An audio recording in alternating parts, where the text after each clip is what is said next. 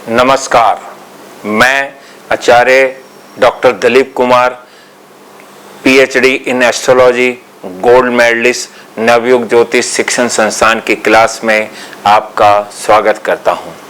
आज मैं आपको नवम भाव नवम भाव के स्वामी नवमेश के संबंध में बताऊंगा।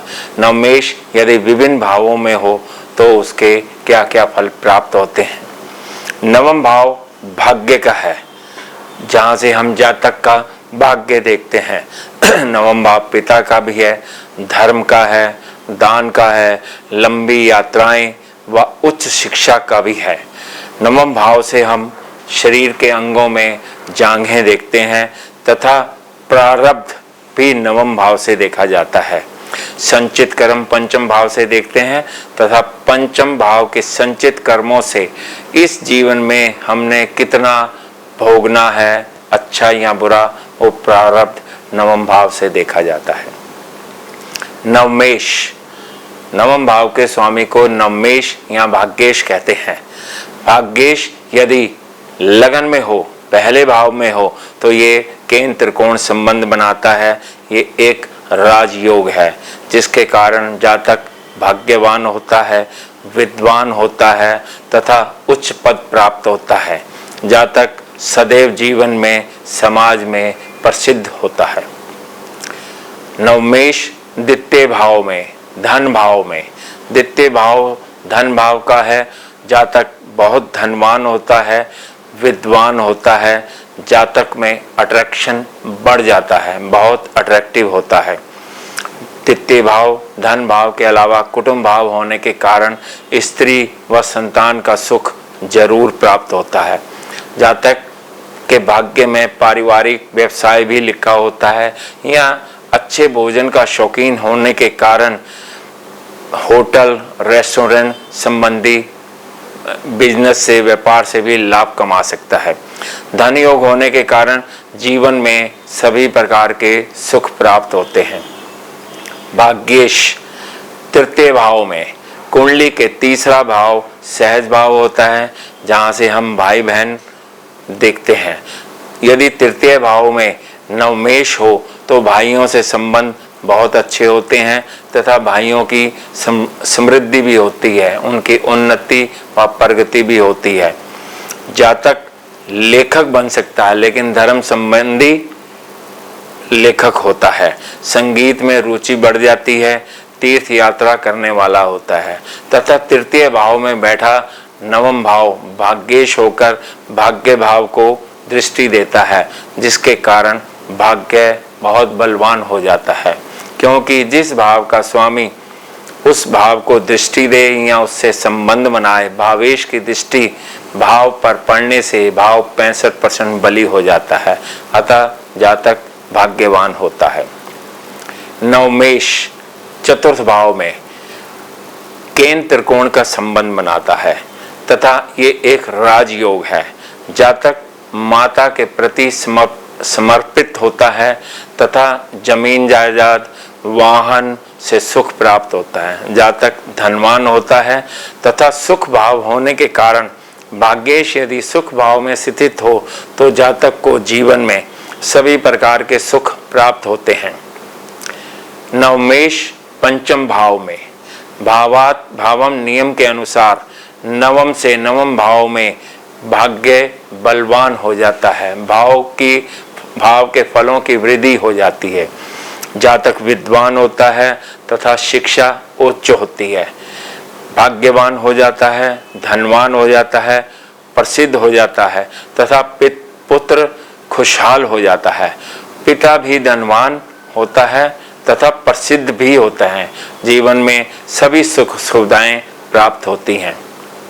नवमेश भाग्येश छठे भाव में, छठा भाव ऋण, रोग और शत्रु का स्वामी है। भाग्य का स्वामी यदि रिपु भाव में स्थित हो तो जातक कानूनी झगड़े, कोर्ट कचहरी के चक्कर बहुत अधिक लगाने पड़ते हैं। भाग्य में अधिक शत्रु पैदा हो जाते हैं। जातक सदा ऋणी होता है, ननिहाल से कोई सुख प्राप्त नहीं होता है तथा जीवन में संघर्ष अधिक हो जाता है। पिता के लिए भी बहुत अशुभ होता है। नवमेश भाग्येश सप्तम भाव में, सप्तम भाव केंद्र का है और नवम भाव त्रिकोण का है। यहाँ भी केंद्र त्रिकोण का संबंध बनता है। नवमेश सप्तम भाव में एक राजयोग है। विवाह के बाद जीवन बहुत खुशहाल हो जाता है, जातक बहुत प्रसिद्ध होता है, विदेशों से धन प्राप्ति होती है, खुशहाल परिवार में जन्म होता है तथा जीवन के सभी सुख सुविधाएं प्राप्त होती हैं। सप्तम भाव गुप्त अंगों का भी भाव है। भाग्य में अपोजिट सेक्स के प्रति अट्रैक्शन बढ़ जाता है तथा अपोजिट सेक्स के लोगों में प्रसिद्ध हो जाता है। नवमेश भाग्येश अष्टम भाव में, प्रत्येक भाव से उसका 12वां भाव हानि स्थान होता है। भाग्य का स्वामी यदि अपने से 12वें यानी कि अष्टम भाव में स्थित हो तो जातक भाग्यहीन होता है। जीवन में अनेक रुकावटें आती हैं, बाधाएं कठिनाइयां भी आती हैं तथा विरासत प्राप्ति में रुकावट होती है।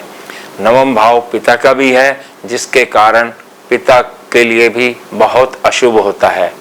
नाइन्थ लॉर्ड नवमेश भाग्येश यदि अष्टम भाव में स्थित हो तो ये दत्तक पुत्र का भी सूचक है। लेकिन यदि नवम भाव का स्वामी बृहस्पति है यानी कि गुरुदेव हैं और वो अष्टम भाव में स्थित हैं तो ये भाग्यहीनता नहीं, ये एक राजयोग बन जाता है। मेष लगन में नवम भाव का स्वामी बृहस्पति यदि अष्टम भाव में स्थित है तो ये राजयोग है। इसी प्रकार कर्क लगन में यदि नवम भाव का स्वामी मीन राशि होने के कारण बृहस्पति देव यदि अपने से 12वें यानी कि अष्टम भाव में स्थित हैं तो ये भी एक राजयोग है। नवम भाव नवमेश नवम में यानी कि शुभ राशि का है, यानी कि धनु राशि होगी या मीन राशि होगी। नवमेश नवम में अत्यंत भाग्यवान होते हैं जातक। जातक धार्मिक होते हैं, धनवान बहुत अधिक बन जाते हैं। विदेश यात्रा का भाव है, उनके जीवन में विदेश यात्राएं बहुत होती हैं। पत्नी का व्यवहार बहुत शुभ होता है। पिता के व्यवसाय व नौकरी में उन्नति होती है। संतान माता पिता के प्रति समर्पित होती है व आदर अधिक होता है तथा जातक खुद बहुत अच्छी संतान होता है। नवम भाव में नवमेश स्थित हो तथा उसकी सप्तम दृष्टि तीसरे भाव पर जाती है, जो भाई बहनों का भाव है, सहज भाव है। भाई बहनों की खुशहाली भी होती है तथा भाई बहनों द्वारा भी खुशी प्राप्त होती है।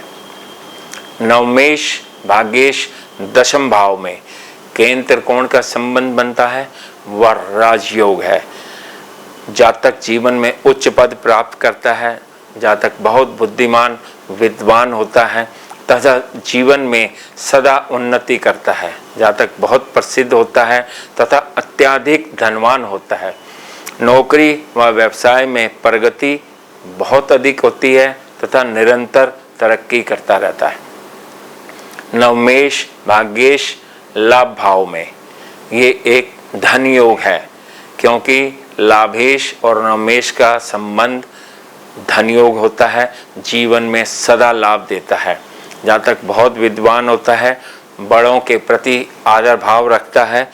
मित्र भाव में होने के कारण भाग्येश जीवन में बहुत अच्छे मित्र प्राप्त होते हैं तथा सभी इच्छाओं व मनोकामनाओं की पूर्ति होती है।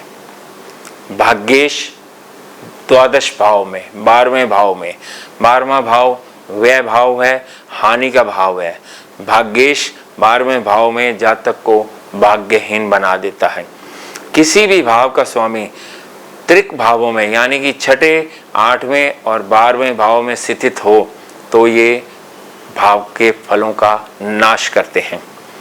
जातक का धन का नाश होता है, पिता से संबंध खराब होते हैं। लेकिन 12वां भाव विदेश भाव का भी है। भाग्य का स्वामी यदि विदेश भाव में बैठा है तो जातक का भाग्य विदेश में उदय होता है या आजकल के हिसाब से, देश काल पात्र के हिसाब से मल्टीनेशनल कंपनियों से भी लाभ प्राप्त कर सकता है।